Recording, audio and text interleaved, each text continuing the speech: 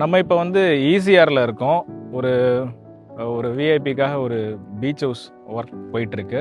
So இங்கே பார்த்தீங்கன்னா container மேலேயே சோலார் இன்ஸ்டால் பண்ணியிருக்கேன். கிட்டத்தட்ட 5 கிலோ வாட்டு. இங்கே பேசிக்காக இங்கே இபி கனெக்ஷன்ஸ் கிடையாது.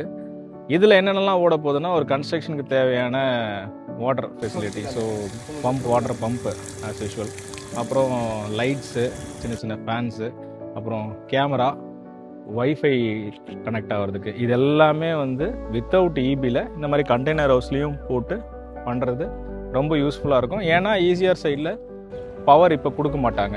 எல்லாமே நிறைய கன்ஸ்ட்ரக்ஷன் ஆன பிறகு தான் பவர் கொடுப்பாங்க.